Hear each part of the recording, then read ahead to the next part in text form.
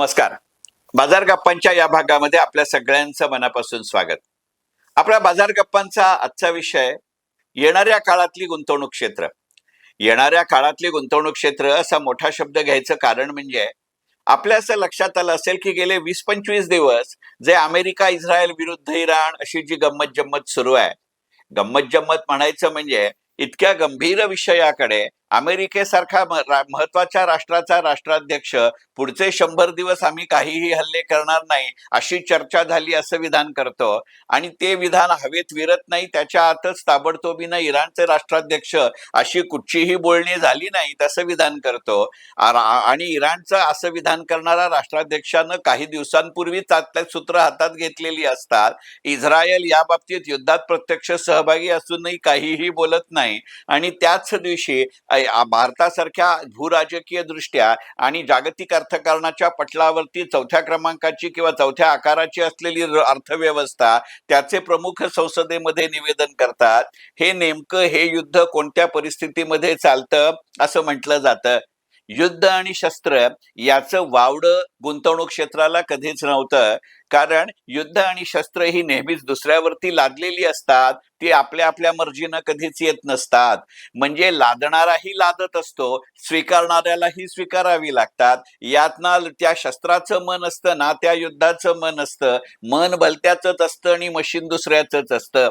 म्हणजे चार्ली चॅपलिनच्या गाजलेल्या the great dictator या सिनेमाच्या शेवटी जो 17 मिनिटाचा मोनोलॉग आहे, त्यातलं जे पहिलं गणित आहे, main behind the machines are more material than the machines before the main, अशा पद्धतीनं शेअर बाजार किंवा गुंतवणूक क्षेत्र चालत असतं का याचा विचार करण्याची नितांत आवश्यकता आहे. विशेषतः अगदी पहिल्यापासूनच सोने बाजारामध्ये, वस्तू बाजारामध्ये, चलनी बाजारामध्ये फ्युचर किंवा डेरिव्हेटिव्ह पद्धतीचे व्यवहार जास्त होत असत.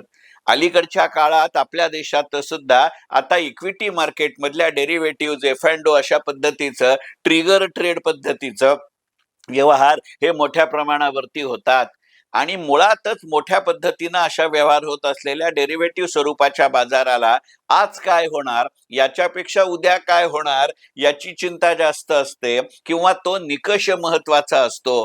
कारण चिंता हा चिंतनाचा विषय आहे का चिंतित होण्याचा विषय आहे असे प्रश्न कधीही डेरिव्हेटिव्ह मार्केटला पडत नसतात. चिंता हे त्या बाजाराचं सगळ्यात महत्वाचं भांडवल असतं, साधन असतं, निमित्त असतं आणि माध्यम असतं. आणि चिंता ह्याचा अर्थ काळजी अशा अर्थी नव्हे, तर मी म्हणतो तशा पद्धतीनंच बाजार चालेल का अशा स्वरूपाचं ते विवेचन असतं. आणि अशा वेळेला युद्ध ही मोठी ऑपॉर्च्युनिटी देत असतं. युद्ध जेव्हा एस्कलेट होत जातं किंवा वाढतं जातं, तीव्र होत जातं, त्यावेळेला तत्कालीन बाजारभाव हे बहुतांश वेळेला खालच्या व्यवहार पातळीवरती येतात. मग ते क्षेत्र कुठचंही असू दे, शेअर बाजारापासून वस्तू बाजारापर्यंत. मग यांचा अंदाज बांधत युद्ध संपण्याची चिन्ह दिसायला लागली की या बाजारात नेमकी कुठे वाढ होईल, या युद्धानंतर कोणकोणत्या क्षेत्राला चालना मिळेल याचा विचार करून त्या त्या क्षेत्राला आवश्यक असणारे वस्तू, धातू यांचेही व्यवहार वाढतात. पर्यायानं त्यांची निर्मिती करणाऱ्यांची मागणी वाढते आणि मग त्या मागणीतनं त्यांचे उत्पन्न, नफा आणि पर्यायानं शेअर्सचे बाजारभाव वाढतात.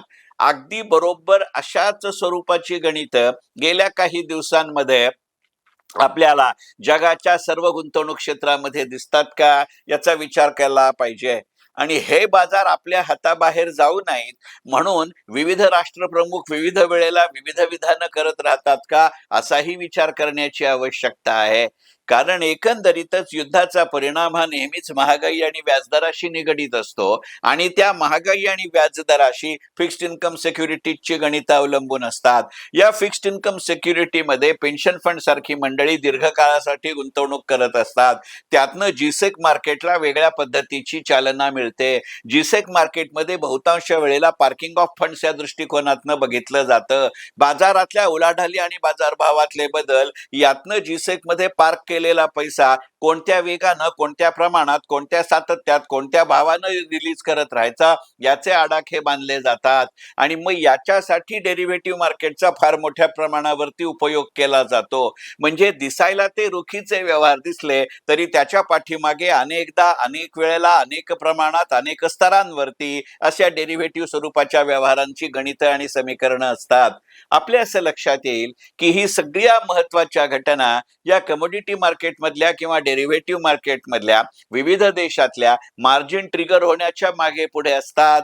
हा योगायोग असतो की निमित्त असतं हे बघण्याचं आवश्यक गणित आहे. आणि मग ज्या वेळेला या सर्व साधनांमध्ये तुमच्या माझ्यासारख्या लहान आणि सर्वसामान्य गुंतवणूकदारांचा सहभाग वाढता असतो त्यावेळेला ही साखळी लक्षात घ्यावी लागते. कारण मग अशी जर परिस्थिती असेल आणि ती आहे तर युद्ध चांगलं का वाईट ही निव्वळ नैतिक किंवा तात्विक चर्चा राहत नाही, ती आर्थिक गणित होतात. पूर्वीच्या काळामध्ये ज्या वेळेला आपल्या देशासकट इतर अनेक देशांमध्ये गुंतवणूक हे इतकं महत्वाचं गणित नव्हतं त्यावेळेला आधीच्या युद्धांची ना इतके परिणाम झाले ना आधीच्या युद्धांची इतकी चर्चा झाली.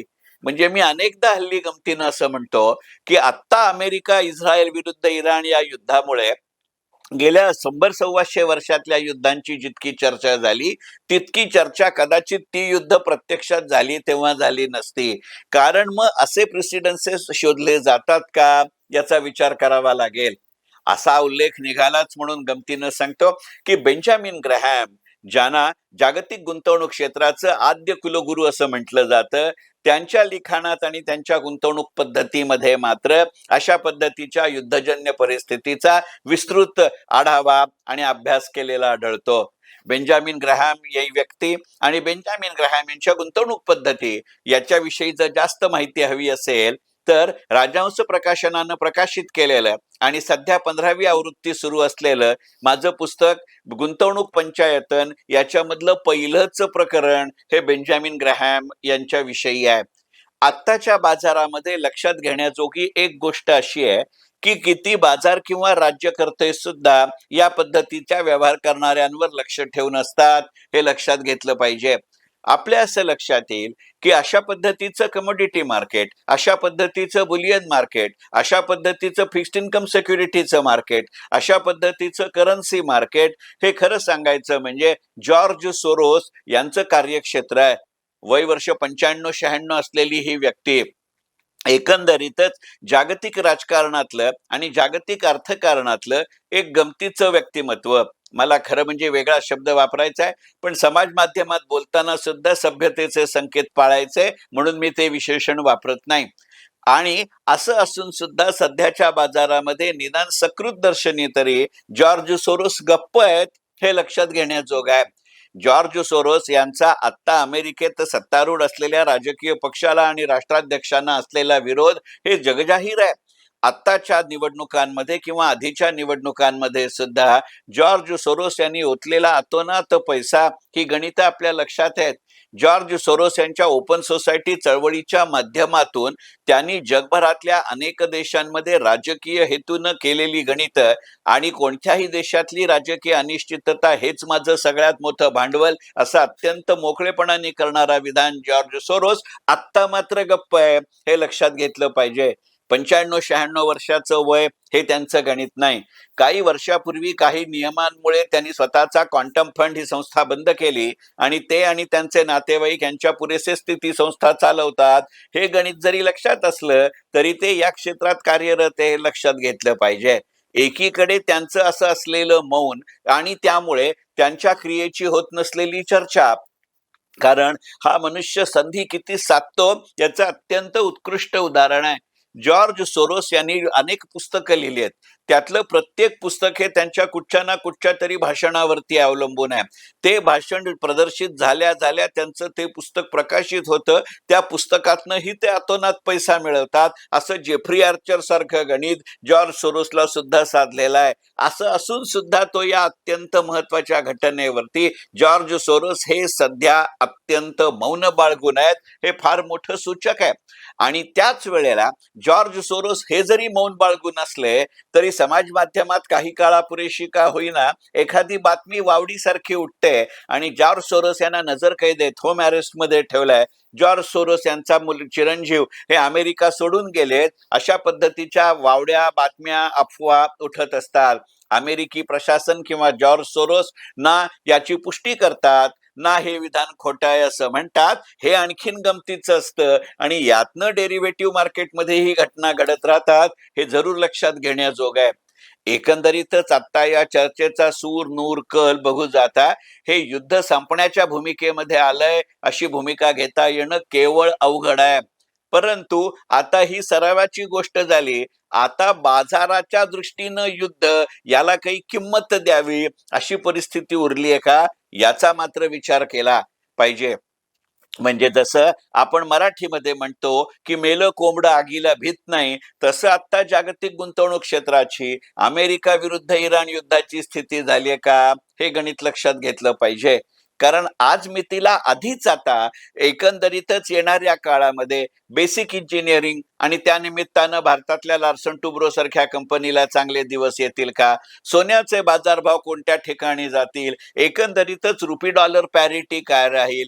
मग आता जागतिक अर्थव्यवस्थेमध्ये डॉलरायझेशनचं युग मोठ्या प्रमाणावरती सुरू होईल का, काही देश अनेक ठिकाणी स्वतःमध्ये आपापसात व्यापार करत असताना डॉलरच्या ऐवजी केवळ आपल्या वस्तू नव्हे तर आपलं चलन वापरायला लागतील का, किंवा जसं युरोपियन युनियननं युरो हे चलन अस्तित्वात आणलं आणि प्रचारात आणलं तसं आता हे देश एखादी कॉमन करन्सीचा व्यवहार करतील का, ही चर्चा सुरू होणं हे खरं सांगायचं म्हणजे आत्ता सुरू असलेल्या युद्धाचं खरं फलित आहे. आणि साहजिकच याचे दीर्घकालीन परिणाम वेगवेगळ्या पर्यायांच्या रूपानं गुंतवणूक क्षेत्रात सुरू होतील. आणि म्हणूनच आजच्या बाजार गप्पांचा हा विषय. मनपूर्वक धन्यवाद.